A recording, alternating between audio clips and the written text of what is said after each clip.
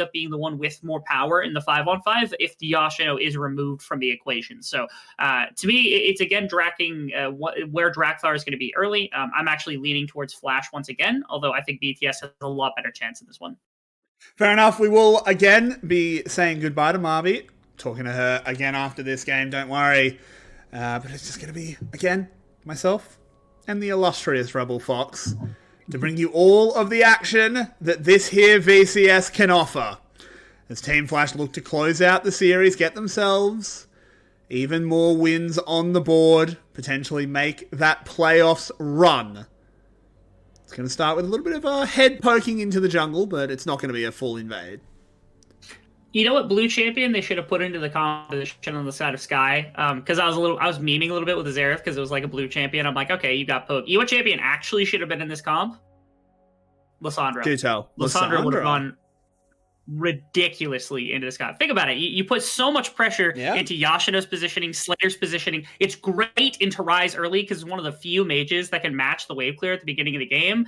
You throw that in with the rest of the team fight. You got later game magic scaling with Gwen. It makes so much sense for them to not be able to pick it up because nobody decides to flex the mid lane at all here, which is unfortunate. The selection of LeBlanc into Rise is strange because I know this matchup started to flip back to LeBlanc before she started to fall a little bit out of favor, and the Rise has maintained his progress in this. But it's still a champion that I think if you're able to space correctly, if you play it correctly, it's good for the LeBlanc at the beginning of the game. You just don't have the wave control that you need to really make the impact that I think that you'd want from Glory in a game like this. I think one thing that Glory does have going for him is there's a serious lack of snap CC to actually punish him when he W's forward. I think pretty much every piece of CC, he'll at least be able to W back before it hits him. Rise W, you should have time to at least press W before you might get rooted on your pad, but you're probably over a wall, you're okay. Same for Nautical Assault. So as long as you're not in range of a dredge line, you should be okay. So he might be able to run amok. But yeah, he definitely needs to show why he's gone towards the LeBlanc here. One of the big options also in a game like this is that because you got a ton of single target damage on a LeBlanc, you have threat against individual members, which usually gets kind of bogarted towards one of the better carries. Usually it's the AD carry, but oftentimes it can fall to jungle, mid, whoever it is. In this particular game, the best option in my mind is actually no-go, despite some of the tankier build. I'm going to save this point for a little bit of time because Ikigai appears to have found Drakthar. Yeah, he doesn't actually want the fight, seemingly. Just wants to get a ward down. Should have his EQ to get away if things go in. He's, yeah, it's a Gromp fight. And it doesn't look like Drakthar backs himself in it. Well, and I can't blame him. Both lanes currently heavily in favor of Flash. The Jace just walks past Gwen. Yeah, I think he gets the Gromp. I think he gets it. I think he gets it as well. Yeah, Noko and Yashino are right there. They literally were able to leave their lane, walk over to the blue buff, and stand by Ikigai in the time that it took either one of them to get punished. So that's a pretty big one, I think, to come out. So that's rather nice.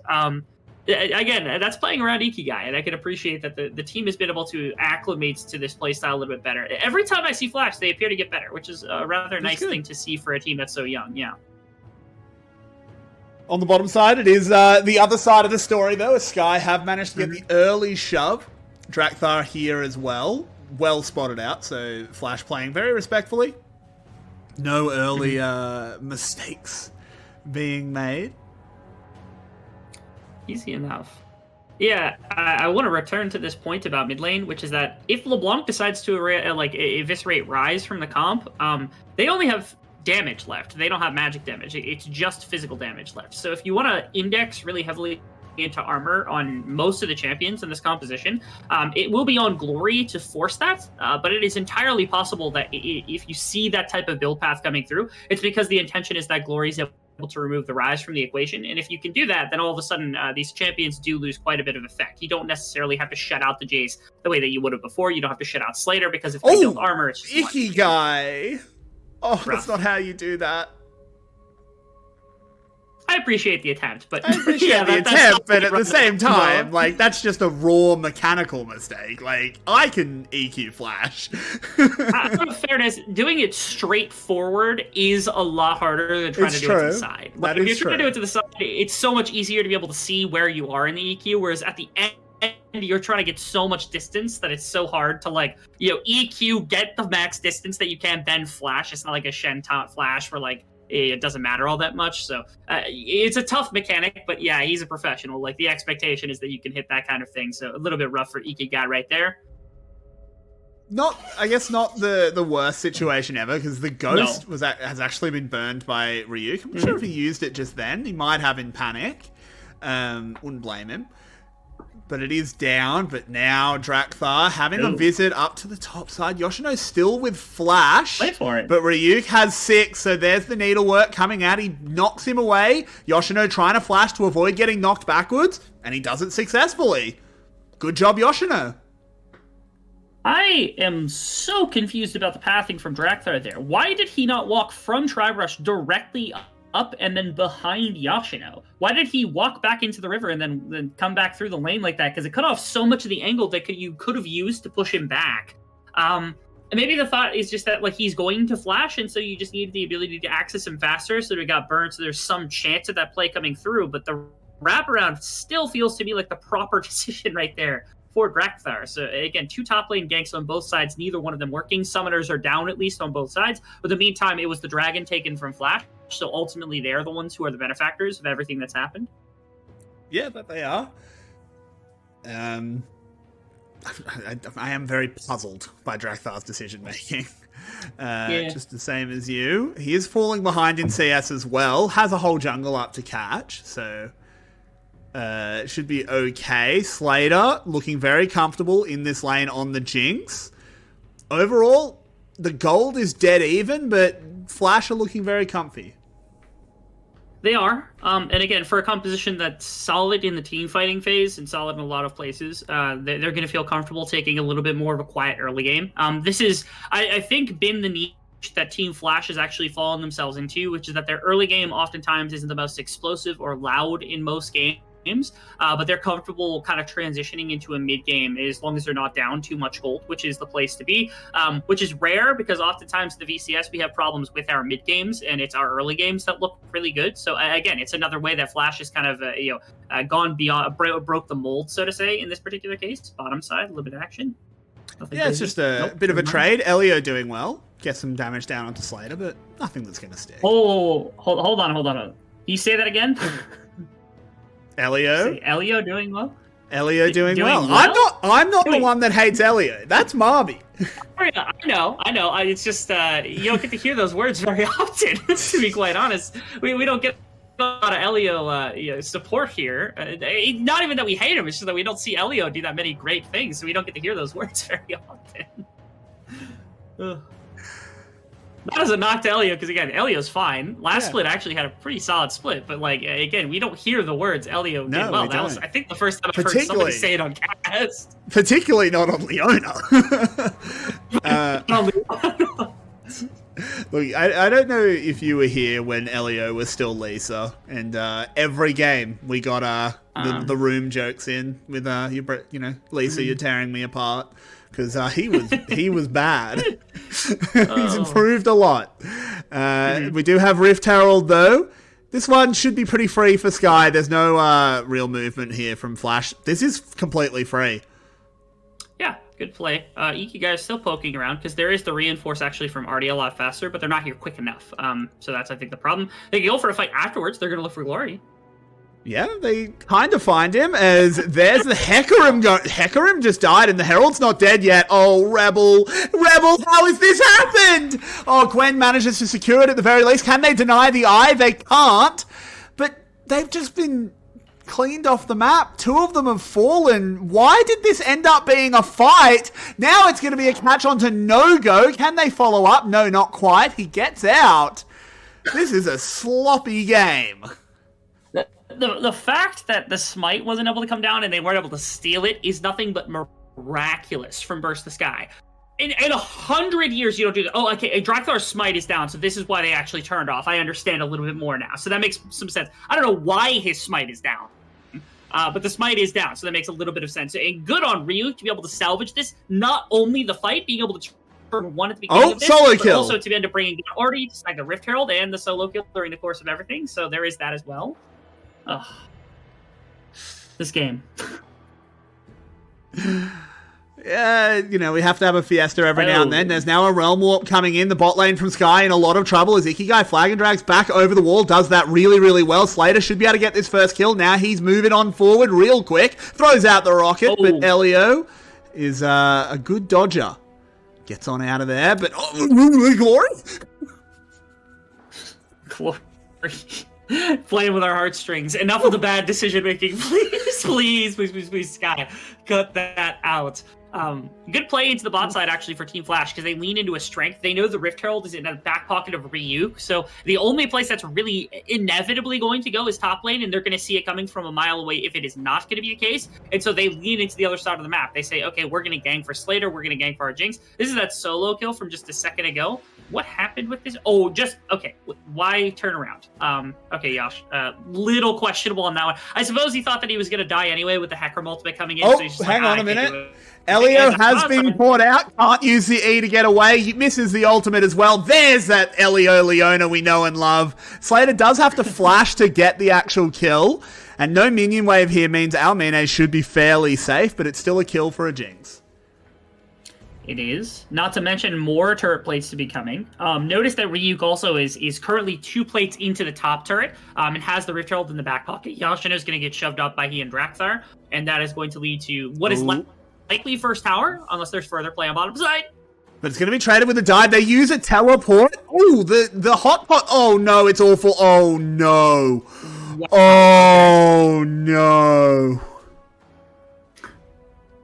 I really love the move from Flash because I think it's the right move to make on the map. They just didn't execute Rift Herald's it. coming to the top side. Yeah, they couldn't make it work. It was Glory's teleport that kind of cost them. And yes, No goes able to shove in mid wave, but that doesn't really get you all that much. I suppose your timer looks better for the dragon that's coming up here because you've got resets from the deaths that have come through. So there is that you can kind of hang your hat on if you want to, but that's about all you can say about the situation for Burst the Sky. As they go for EME, I want to see how they mess this up. There's the trap line. They trap him against the tower. Needs to press R. Press R. Look at Artie. Look at him. You trapped him. Oh, he needed to drop the walls. He needed to drop the walls to let Artie out. In the meantime, No-Go's been let out into the Spirit Realm as 3 collapsed on him and took him down. There we go. This is Burst the Sky actually looking like they're punishing the right positions. This is a game where Ryuk actually has quite a bit of gold in the back pocket. That's kind of rare to say as well. So some rarities popping up in a game like this. Like you said, yeah, that bottom side dive, that to me was a lot of misplay coming through from Ikigai. I don't know if the Iki was down. I think he had used it to get over the wall in order to get in range for the Cataclysm in the first place. And I know you wanted to start that off with the Jarvan as opposed to maybe the Nautilus, just because the Nautilus is not super tanky. You need to land CC for him to have the Aftershock in the back pocket, but again, it feels weird. The trade-off, the dragon does go to Sky, which again is interesting to me. I think it's because Ikigai got stuck catching the bottom wave and had to wait on his back for a little bit too long. Oh, Slater! Good cleanse though, gets him away from a very late Leona ult there from Elio. So no follow-up comes in. It's just going to be the cleanse burned. And they really want to break the bottom tower because they want more plates into the pocket of Slater. Those are going to go down in 10 seconds, so there's nothing there. Although Ikigai is going to lane gank probably through some of the brushes. There's no vision there either to see from Amina and Elio. And with the ultimates down, I think that means that Slater and Artie can force onto this if the situation's there. Drakthar is around. Yashino actually poking away at Ryuk. He's going to force him down to half health. What happened, bot? Rebel, I'm stunned into silence. Ikigai, good flash. Can he actually get away from Drakthar? No, he can't. He just tries to turn it around, but the Hecarim ult will keep... Golden Aegis comes up at the worst time as he manages to live, and now Elio's going to fall. No-Go arrives. Glory will trade the kill back onto the Jarvan, but this goes much better for Flash than it has any right to. I cannot believe that actually ended up in a positive situation. It looked like Ikigai, again, was going for a lane gank and already left the lane, perhaps as a way of baiting them into thinking that it was a safe time to go, engaging into Slater, only for the play to kind of get blown up in the face because Slater ended up going down. He's got no summoner spells, but like you said, the play probably without a bunch of right ends up going okay for the side of Team Flash, who end up getting their tower on the bottom side. Yes, it's not into Slater's pocket, but at least you get a bit of reprieve. I want to see what happened. Yeah, okay, it was the bait. They get onto Amine, but again, there's so much like front-loaded damage into Slater that it just didn't matter. And Ikigai does end up getting the kill. Drakthar is like under half health. When was your last back, bud? When was the last time you actually took a full recall? Because I think that's what really cost in this particular case. Yeah, that last shield from Ikigai was just enough to get him out. And then it's Elio who unfortunately falls on the back end. Glory with a good teleport does punish on the far side. But this was initiated by Flash, surprisingly, and barely able to come out. I think off the power mostly of the Jarvan, more so than any individual skill that came out from Ikigai right there. It does. I wish we could get some individual gold totals, because overall gold is very, very even, but I think we know it's distributed very not evenly by both teams. I think that's pretty obvious, and I'd love to see who's actually really benefiting. I think Slater has got a lot to do this game all of a sudden on this Jinx, and I think it's hard because they've definitely got a bead drawn on him. It's a place where you're playing against multiple divers. You're playing against good team fight coming out from the from Sky's side. The one I think benefit to Team Flash, again after Slater has gone down a couple of times. Ooh, actually, we'll wait on the Ryuk versus Yoshino fight versus Ikigai, I guess. Oh, there's a lot of healing coming out of the Gwen, but not enough to survive No-Go. Yeah, I was actually about to point out the fact that Yoshino has not really been slowed down in a game like this. They've put good hold into Gwen, but that's about it. Amine gets hooked, gets zapped. The chompers are not there, but the rocket is. Artie is just going to fall down. Never mind, he gets away, and that's going to be a second kill for Slater. He tries to cleanse the chains, but it's just a moment too late. Takes another tower shot and goes down. Now Ikigai, he's looking for another shield. He can't get it. No-Go, mate. This is all you. He gets one, and he should get a second in any second. There it is. And Flash pick up 4. What a play from Flash. No-Go with some heroics on the rise, but the fact that Slater and Artie were able to make that mid lane play happen, not only against the Amine to be able to find the kill, but also the fact that Glory, who was up 3 kills at the time with a shutdown timer, went into Slater's back pocket as well, even though he died for it, was at 100% worth on the backside of that play. That was exactly what you needed. And Team Flash, they were down at one point because BTS had some solid decision making. I think Glory was on the hunt for an additional kill, so I wish we would be able to see that. This was close. Artie almost didn't get him into the trap line, but it didn't matter. Glory also makes the decision to go for Artie. Oh, he went right into the traps! He stepped on the pre-placed chompers! No! Oh, it's so tragic. How about No-Go here? Wait, did this Flash end up getting a Q? Yeah! Okay, I thought I saw that in the middle of everything. No-Go had to flash a single minion in order to get in position for a Q. But props to him for being able to do that on the rise. The mechanics are coming out. Him versus Yoshino when it comes to the rise matchup is something we'll have to consider because that's the only thing Yoshino was playing. But obviously No-Go very well versed the champion, doing great things in a game like this as well. Yeah, he's looking great, honestly. This is, someone we need to keep our eyes on. He's a rookie. Young gun. Let's see if he can keep on firing. Ikigai, someone we've definitely criticised so far this series, but he's okay in this game as he gets away from Glory. He's playing Jarvan, but let's have a replay. Oh, Slater got solo killed. Yeah, LeBlanc will do that. Yeah, it's LeBlanc. Interactive. Fun champ. Yes, jump over wall, press 3 abilities, kill champion, and that's pretty much all that there is to it. Yeah, Unga Bunga. Ooh, we get competition in the mid lane here. Both teams are going to show up because the dragon is available. We have a reason to fight. That means VCS is going to take it, probably. Ooh, Artie, you went fishing for a second. Yoshino's here to be able to land some poke. I think that's threatening to... Why are you dropping? Glory needs to be a little bit careful. Didn't actually have a pad to go back to. As a hook lands in onto Elio. That's actually a really nice Leona ult to hold Slater back. Great awareness there. But regardless, they do still pick up that first kill. They take Drathar and they put him in the box. He's then fed to Slater. Yoshino with a good angle here to keep them corralled. As No-Go comes in from the side. Has to go gold to avoid that Gwen damage. And steps back. This should be Flash with full control over the dragon. And they are exerting themselves on this map.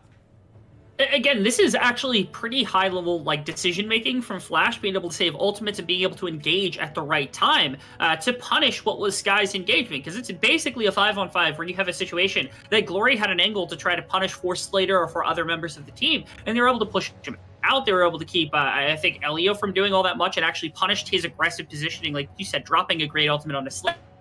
But it didn't end up leading to anything except for the punishing of Elio's positioning being too far forward, having dropped that solar flare. And it ends up with a nice dragon sweep up, ends up with a nice gold lead, a fight win. Team Flash coming together, really putting the pieces of what was a team that was really disastrous in the previous split into a great puzzle. Yeah, and I'm so happy to see Flash back. Even if they're not back at their full level, but after 2020 was such a tragedy for this team due to COVID. So I may be accused of bias, but I do have a real, I have a very big soft spot for Flash, and I wish them nothing but success. So I'm glad to see them returning as one of the better teams. Not the best, but better than they were. I really like this team right now. They remind me a lot of what was like early 2021 Saigon, because they brought in so many rookies. They built around some veterancy that they have on the team, and some really talented, like solid talent. And they don't seem like somebody that's going to contest for what is the absolute #1 spot, but it seems like they are competitive enough to be there alongside the competition with just about anybody as well, which is kind of nice. Like, this is a team that I don't see beating GAM, but I don't think it's ridiculous to see them take a game. I think that they are right there, and they could definitely contest with Saigon and Cerberus, especially the current iterations, eventually. I don't see them as less than necessarily the 4th best team in the league at the moment. I think that's competition that's definitely worth seeing. They still have to prove it to us, obviously. After this, I think they are going to be in sole command of 4th place, but they've earned it at this point to be able to have this, especially after a game like this, which is, again, it's not the most domineering of games over top of Sky, but this is supposed to be a team that's really high up there. This is supposed to be the 3rd best team in the VCS, and yet here they are, Team Flash actually having some really solid performance. I know, in theory, they're supposed to be 3rd best. We knew that coming out of the previous split, that probably was not the case, but here we are. I mean, there's a little bit of winter split wasn't real going on with how teams are looking compared to that. No-go, channeling the Realm Warp. Glory is out of dashes for now. No, never mind. He's had another one locked and loaded. Didn't even bother using it. LeBlanc, cool. But he gets away. It's just going to be the Realm Warp invested for no return. Now we're just waiting for what is the setup for Big T. Oh, actually, really solid attempt there. If Ikigai's a little closer or has the flash, almost certainly that's just an immediate evisceration of Amine, who just gets completely kicked out, and that's an immediate Baron take from the side of Sky, who attempted to jump that one. The bottom... Oh, actually, okay, I'm watching a couple of things. On the bottom side. Trying for a little bit of pain, but yeah, bottom side's the big one. Yeah, they're going to go on the tower. The Hecarim ult misses, but it doesn't matter because Gwen's there. And they do take them down, but as soon as 2 show, including the jungler, they just rip onto the Baron. Yeah, immediately half health, and that means that Draktar's got to cover a lot of distance with no ultimate. He's quick, though. Like this. He is. Can he get there in time? No, not quite. That'll be the smite to going down. The Leona ult has been used as well, but now it's a 4v4, and they need to fight their way out of the pit, but Glory's isolated. Very nice. Jarvan ult doesn't do much for a LeBlanc. Good flash away, not letting Leona in. This should be Flash able to walk away with 4 buffs. Love that walking in from the side. Oh, I was waiting for the rocket. Yeah, that ends up missing nobody. I love the way that Team Flash plays this, because obviously they're like, okay, as soon as Yasuo goes down, you know that they have no cross map. They're going to have to teleport Ryuk immediately. That actually does not happen, and they only wait for Drakthar. I think they thought that the Baron was going to go down more slowly, and they ended up waiting for the team fight rather than trying to play for the Baron steal. And then afterwards, immediately Team Flash, they have to figure out an escape plan, and their escape plan is, let's immediately into Glory, who's the only person on the top side of the fight. If they fight down, Glory all of a sudden has access to Slater, has access to No-Go, and potentially has a chance to turn that fight around, potentially has a chance to kind of affect the game in a very meaningful way. So instead, Ikigai immediately EQs up to Glory, ults him, forces him out of an engagement, and they have a clear path out. Even if there are members with CC like Elio on the backside of things who had already burnt the ultimate, used the E, I think, during the process, it wasn't enough to actually lock down all of Flash, so they at least walk out with 3 members probably, and a great escape path is carved for them. Again, it just shows how good the decision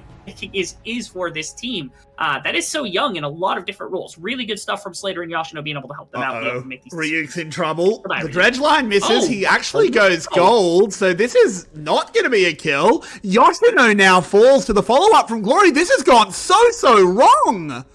One missed piece of CC completely changes that. And now, they do throw out the dredge line. I don't know if you wanted to hit that, Artie. I don't know about this one, but they're going to turn it around with a kill onto Slater. He's now very fast and very strong, but I don't know if they can really make anything happen. The rocket's still thudding in. He picks up another one. Rebel! This was a 5v3! And he's picked up the triple kill. Glory is about 2 auto attacks from death. The zap won't land.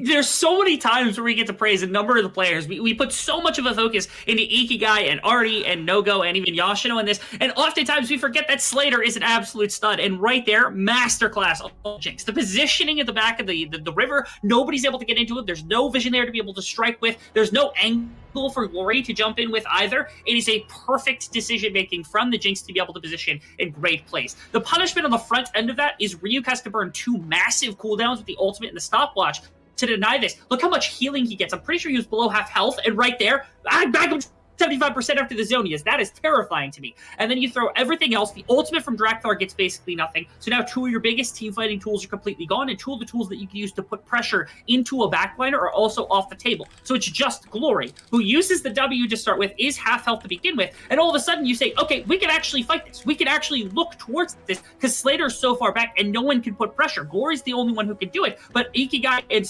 Artie are actually able to stand in the way and prevent anything significant from happening, and that's what allows Slater to just sit in the back and throw in autos again and again and again.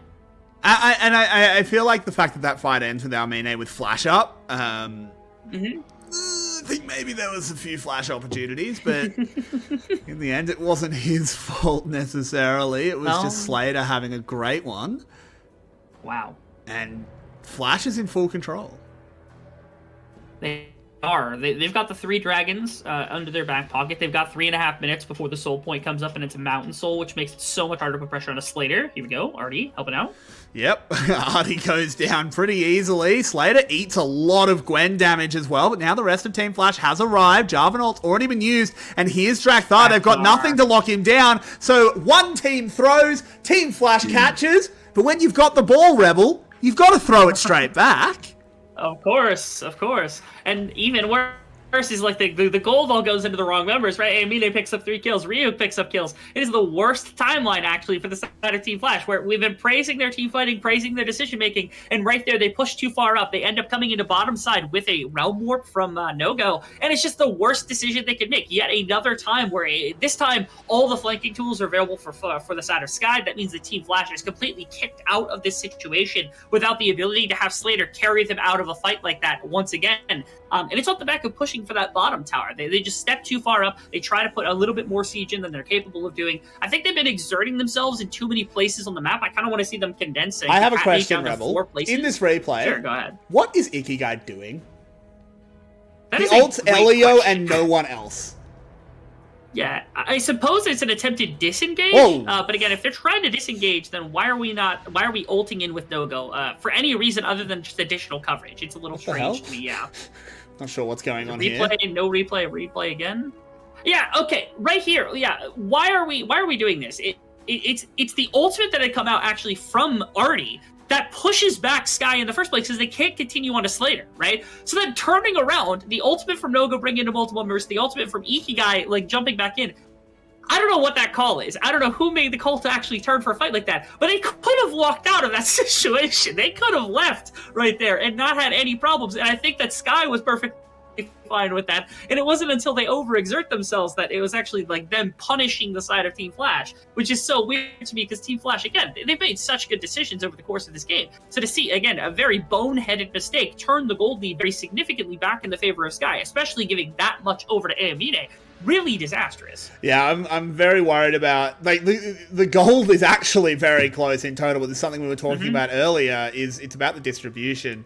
And Ryuk and Almine are so scary now. 3-item Aphelios. And finally, they actually put the Aphelios in the Jarvanult. But it just doesn't matter because now everyone else can come in. There's nothing to stop the Hecarim one-shotting the Jinx in the back line. Slater gets back up. Doesn't matter because Ryuk cuts them down. Ikigai, you need to get your head checked because you need to be ulting the horse.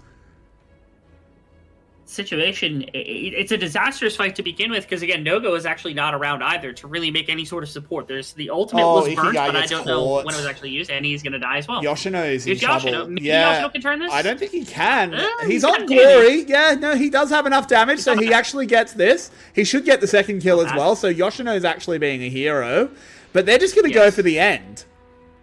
Yeah, I don't think they can end. They're gonna get the inhibitor because Nogo and Yoshino are still available, so yeah, it was massive for Yoshino to be able to accomplish that. Even if they stall him long longer, they could probably go 3v1 up against Nogo with the members that they had and not have a problem. But instead, Sky now just get to peel back. They get to go for the Baron buff.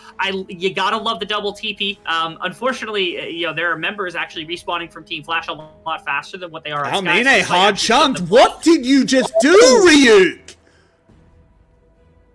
Props. Really heavily. Had to block that, Nogo. You had to block it.